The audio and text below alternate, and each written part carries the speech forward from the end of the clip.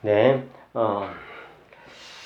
오늘은 창세기 14장 17절 말씀부터 24절까지 말씀을 봅니다. 오늘은 시간 관계로 18절에서 20절까지 말씀을 읽어 드리도록 하겠습니다.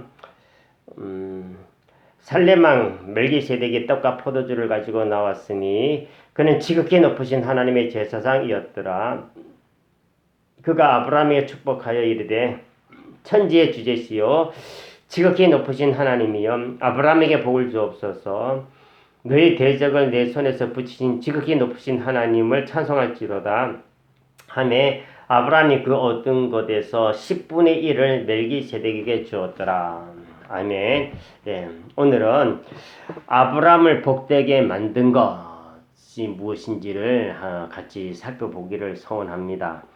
자, 아브라함이 결국 전쟁에서 승리해가지고 조카 롯을 구하고 돌아오는데 그때 뜻밖의 한 인물을 만나게 되어집니다. 누구를 만났습니까? 본문에 보니까 멜기세덱이라는 분을 만나게 되어집니다. 멜기세덱은 성경 전체에서 가장 신비한 인물 중에 한 사람입니다. 멜기세덱은 18절 말씀 보니까 살렘 왕이었습니다. 살렘과 비슷한 단어가 있습니다. 예루살렘, 그죠? 예루살렘의 뒷글자 살렘이잖아요. 예루살렘과 살렘 같은 어원에서 나오는 말입니다. 그런데 예루살렘 가운데 예루는 뭐냐면은 준비하다라는 뜻을 가지고 있어요. 준비하다라는 또 다른 단어가 이레라고 하는 단어가 있어요. 여호와 이레, 그죠?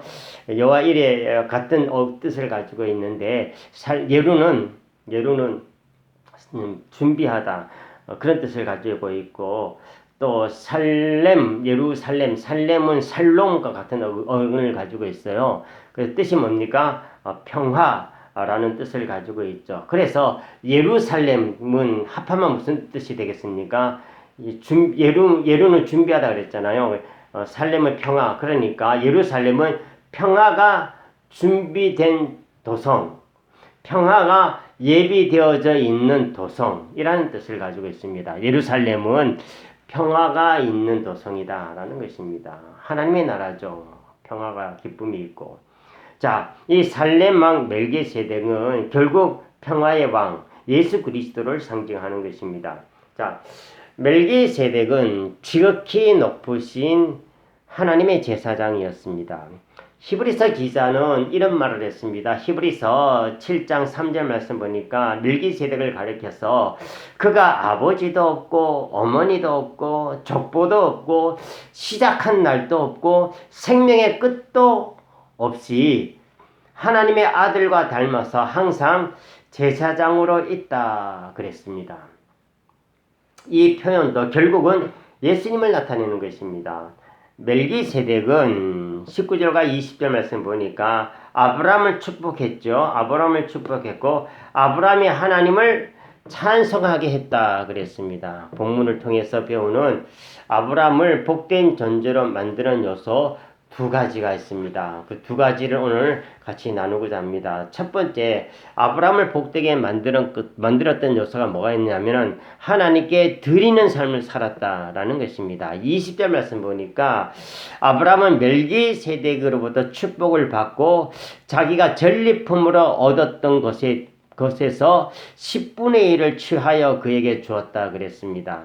성경에서 나오는 최초의 11조에 관한 기록입니다. 어떤 사람은 가끔 이런 질문을 합니다.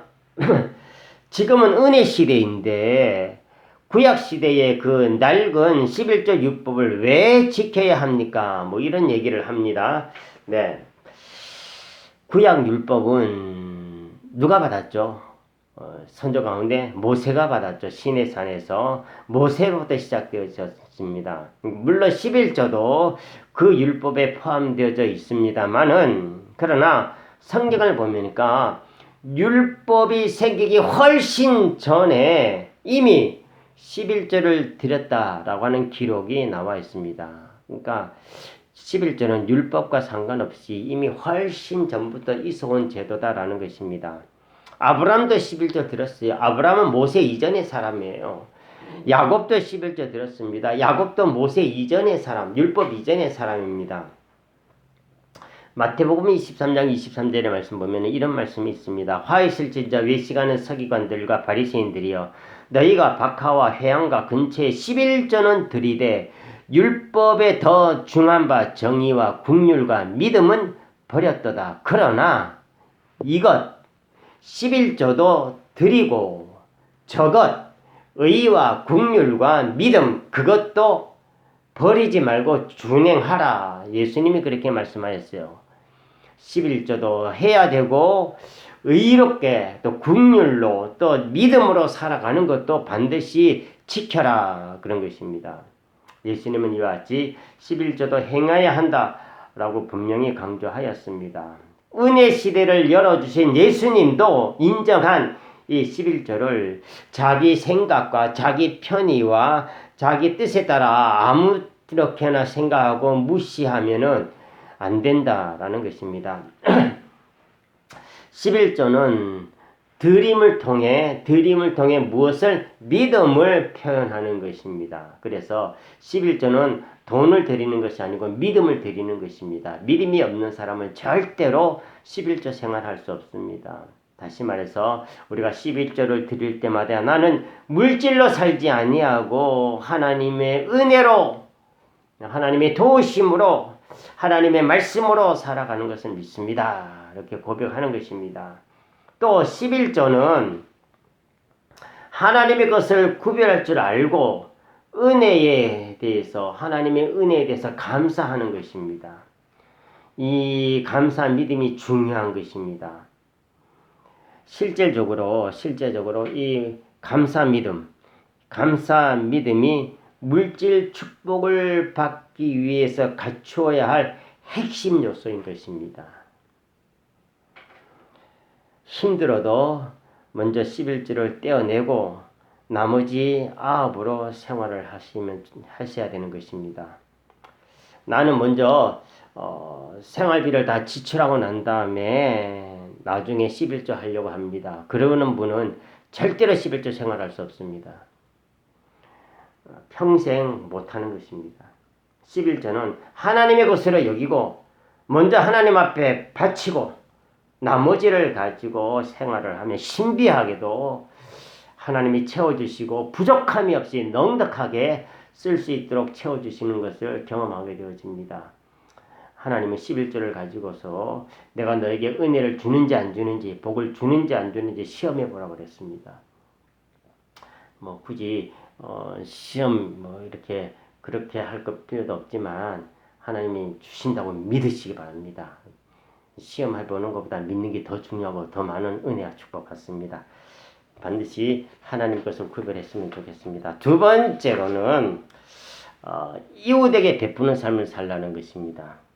아브라함으로부터 큰 은혜를 입은 소돔 왕이 이런 말을 했어요. 21절 말씀 보니까 사람은 내게 보내고 물품은 너가 다 가져라. 아브라함이 그렇게 얘기했어요.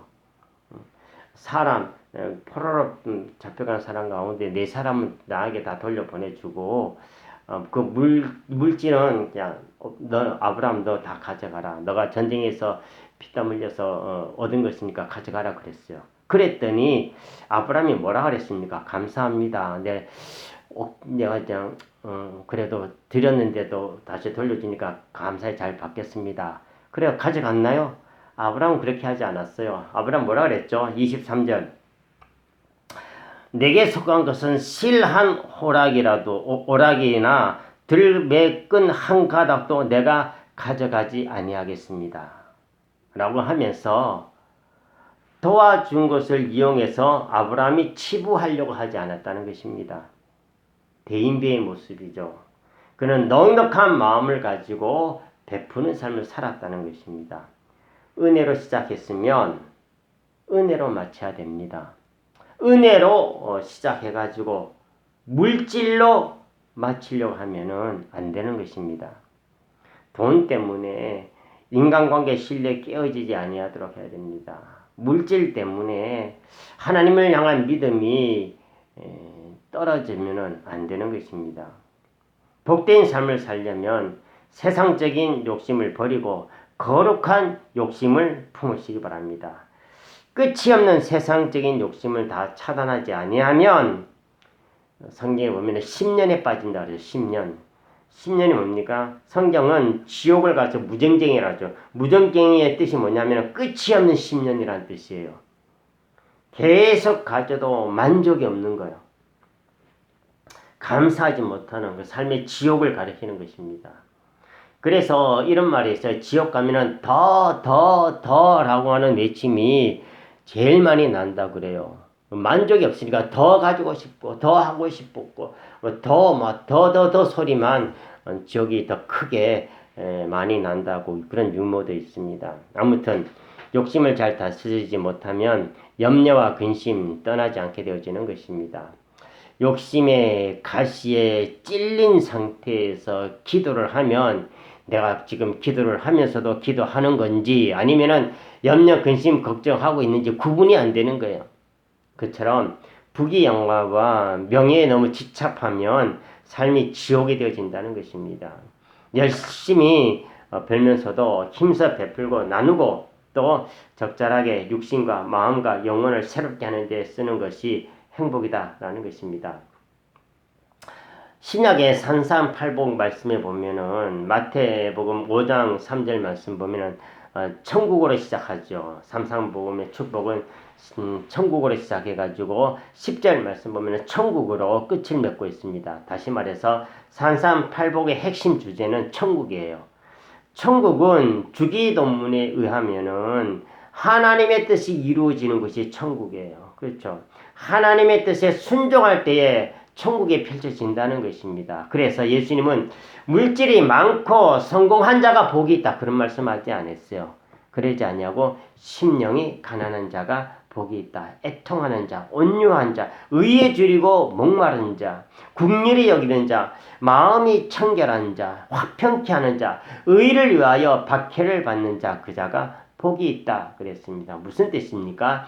물질적인 것이 아니고 인격적인 것이 복이 있다라는 것입니다. 복의 원천이라는 것입니다. 예수님이 수가성 여인에게도 이런 말을 했어요. 요한복음 4장 13절에서 14절 말씀 보니까 이 물을 마시는 자 다시 목마르지만은 내가 주는 물을 마시는 자는 영원히 목마르지 아니할 것이다. 왜냐하면 내가 주는 물 그 속에는 영생하도록 솟아나는 샘물이 되기 때문이다 그랬습니다. 세상 물, 세상 물질, 돈, 명예는 잠시 해가를 줄 뿐입니다. 반면에 예수님을 영접하면 영생을 얻고 또 상황이 힘들어도 그 상황을 초월하는 그런 행복의 이유가 내 내면 속에 생기게 되어지는 것입니다. 참된 행복은 예수님을 영접해가지고 구원받은 이후에 하나님과 사람을 향해 내 손을 펼 때에 주어지는 것입니다. 그러므로 오늘 주신 말씀 아브라함이 복을 받았던 원천 두 가지가 뭡니까? 하나님 앞에 드리는 삶을 살았고 이웃과 함께 나누는 삶을 살아서 복의 근원이 복을 받는 인물이 되어진 것입니다. 우리도 아브라함처럼 그리 살아가는 생활이 다 되어지시기 바랍니다. 기도합니다. 은혜와 사랑이 충만하신 여호와 하나님 주님의 은혜를 감사드립니다. 아브라함을 복되게 한 것은 하나님의 것을 구별하여서 하나님 앞에 드리는 바치는 삶을 살았고 또 받은 바 은혜에 대해서 나누고 섬김의 삶을 살았기에 아브라함이 참 복의 근원 복된 삶을 살았던 것처럼 우리 모두도 이와 같이 아브라함처럼 하나님과 구별하여서 하나님 앞에 바치고 또 나누고 섬기는 삶을 살아가는 우리 모두가 되어져서 땅에 살아가는 가운데 물질로 인하여 또 건강을 인하여 또 우리 삶의 모든 여건과 환경을 인하여 어려움 겪지 아니하도록 주님께서 지켜주옵소서. 예수님 이름으로 기도합나이다. 아멘.